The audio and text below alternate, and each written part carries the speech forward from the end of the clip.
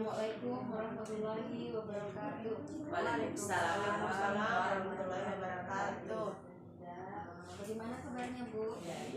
Alhamdulillah luar biasa. Apalagi hari ini saya dikunjungi oleh guru-guru yang cantik-cantik, calon guru penggerak luar biasa. Ya, Bu. Izinkan kami untuk melakukan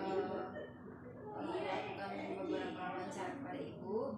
Kami dari calon guru penggerak Kabupaten Parigimotong akan melakukan praktek wawancara pengambilan keputusan berbasis nilai kebajikan.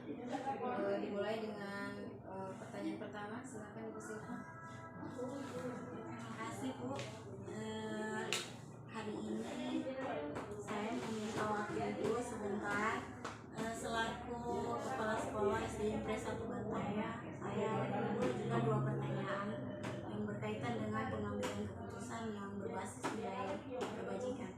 Pertanyaan pertama, Ibu, selama ini bagaimana Ibu memimpin sebagai pemimpin kepala sekolah, pemimpin di SD Negeri 1 Bantaya dapat mengidentifikasi kasus-kasus yang merupakan dilematika atau kewajiban moral yang ada di sekolah SD Negeri 1 Bantaya. Terima kasih Bu Silva.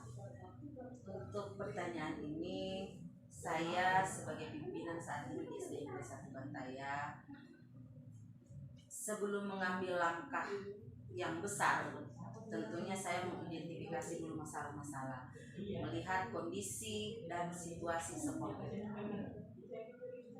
Menemukan suatu masalah, tentunya saya harus duduk bersama dengan semua dewan guru, dengan semua warga sekolah dalam sebuah rapat. Masalah-masalah akan ditemukan ketika semua guru sudah menyampaikan dalam rapat, dan di rapat itu juga kami akan menentukan mana yang menjadi prioritas yang harus diselesaikan terlebih dahulu. Tentunya dengan menimbang-nimbang sisi moralnya. Tidak ada yang merasa tersakiti ketika keputusan itu diambil. Berarti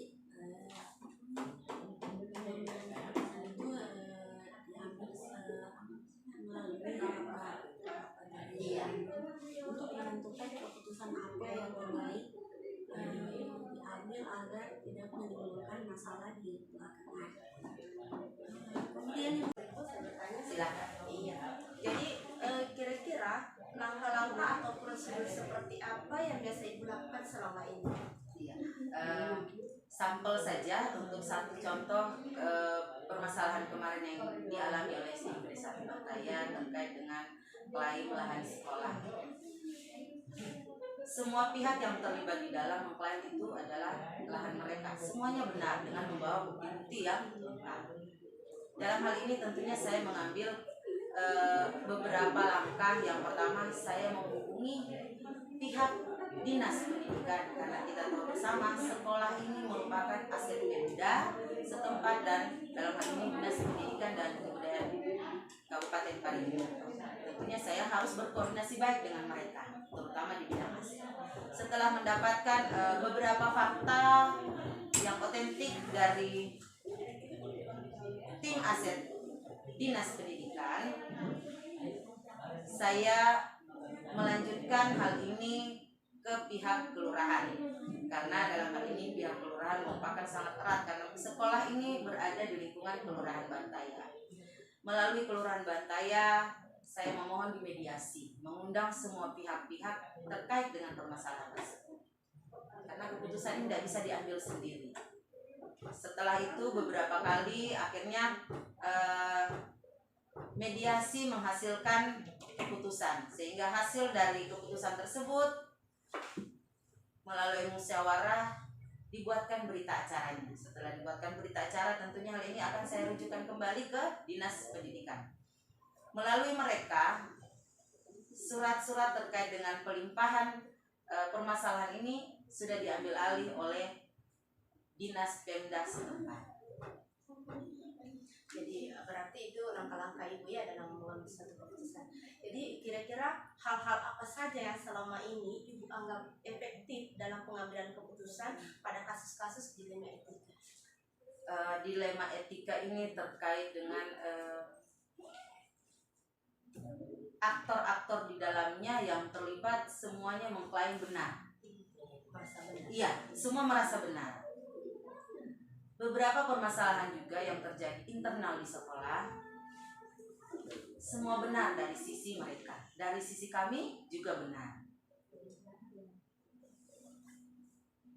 Terkait dengan disiplin kinerja, itu juga sangat penting. Ketika kita sudah sepakat bahwa akan ada dan penyelesaian permasalahan yang ada di sekolah terkait dengan dilema etika maupun hal-hal yang terkait dengan moral. Di sini dibutuhkan kerjasama ya. Iya, sangat dibutuhkan kerjasama semua pihak. Dari semua hal yang telah disampaikan, pembelajaran apa yang dapat Ibu petik dan pengalaman Ibu mengambil keputusan dilema etika ini? Iya, dari semua permasalahan yang saya hadapi sejak saya menjadi pimpinan di SD Negeri 1 Bantaya, tentunya tidak sedikit ya permasalahan. Tetapi itulah, saya kuat karena saya punya guru-guru. Saya punya teman-teman, saya punya tim hebat yang selalu siap mendampingi saya, yang selalu memberikan kritikan, saran untuk bisa membangun sekolah SD Negeri 1 Bantaya menjadi lebih baik. Ya, terima kasih atas waktunya Ibu. Terima kasih. Kami telah melaksanakan praktek pengambilan keputusan berbasis nilai-nilai kebajikan ini dengan berjalan dengan baik. Kami akhiri percakapan ini. Wassalamualaikum warahmatullahi wabarakatuh. Waalaikumsalam warahmatullahi wabarakatuh. Sukses untuk ibu-ibu guru hebat. Semoga pendidikan guru penggeraknya bisa selesai lancar dengan nilai yang maksimal. Amin. Selalu diberikan kesehatan. Waalaikumsalam. Dan penyelesaian permasalahan yang ada di sekolah terkait dengan dilema etika maupun hal-hal yang terkait dengan moral.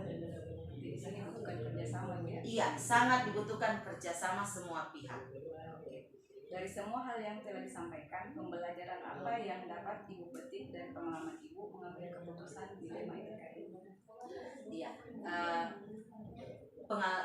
dari semua permasalahan yang saya hadapi sejak saya menjadi pimpinan di SD Negeri 1 Bantaya, tentunya tidak sedikit ya permasalahan. Tetapi itulah, saya kuat karena saya punya guru-guru. Saya punya teman-teman, saya punya tim hebat yang selalu siap mendampingi saya, yang selalu memberikan kritikan, saran untuk bisa membangun sekolah SD Negeri 1 Bantaya menjadi lebih baik. Ya, terima kasih atas waktunya Ibu. Terima kasih. Kami telah melaksanakan praktek pengambilan keputusan berbasis nilai-nilai kebajikan ini dengan berjalan dengan baik. Kami akhiri percakapan ini. Wassalamualaikum warahmatullahi wabarakatuh. Waalaikumsalam warahmatullahi wabarakatuh. Sukses untuk ibu-ibu guru hebat.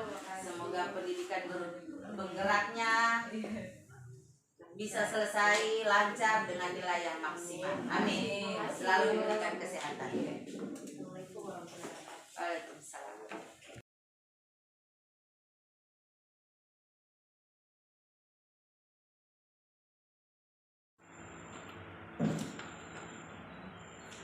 Assalamualaikum Ibu.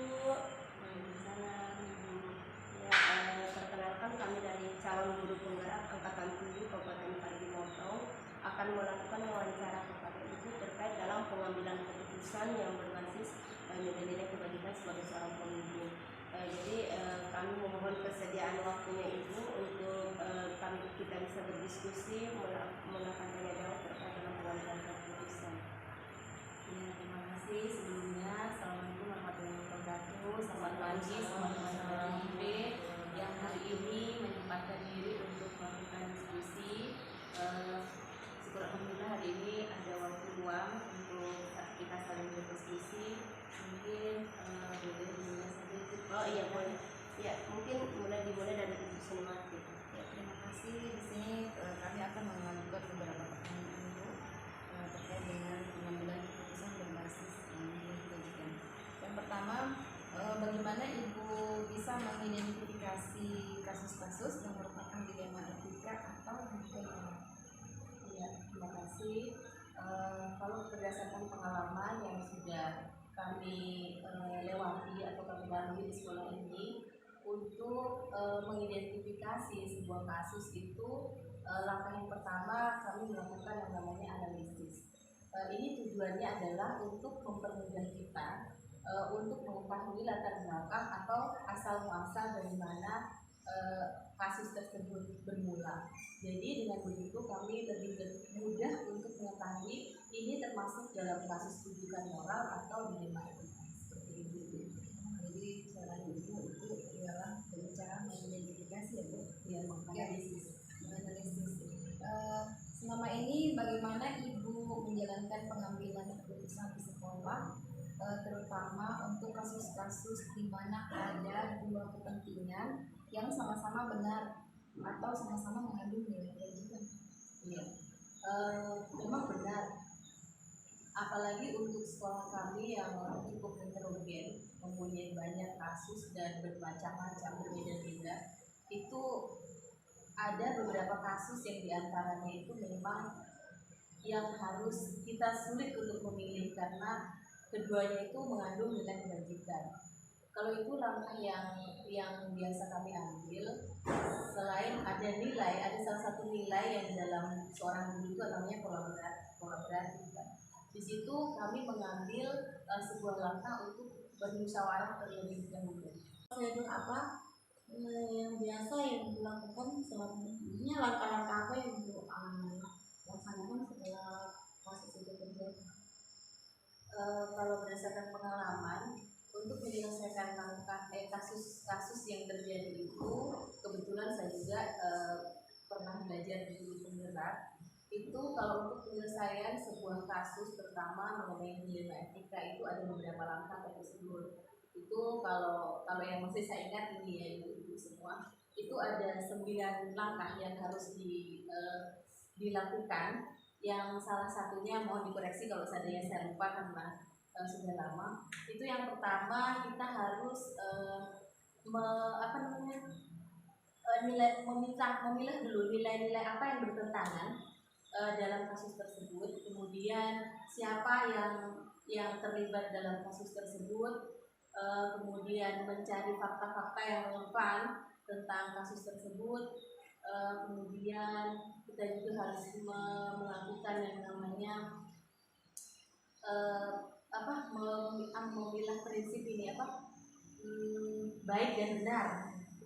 Maksud saya salah dan benar. Kemudian ada namanya paradigma juga, benar dan benar lawan salah. Kemudian ada lagi yang namanya resolusi, kemudian investigasi, dan juga pengambilan keputusan. Setelah yang terakhir itu kita harus merefleksi. Nah itu langkah yang harus dilaksanakan setiap ada kasus yang kita alami. Berarti dalam penyelesaian kasus ini Ibu menggunakan 9 langkah untuk pengambilan keputusan. Iya benar. Berarti ini sudah masuk di nilai kewajiban pada saat pengambilan keputusan. Kemudian selanjutnya, apakah Ibu memiliki sebuah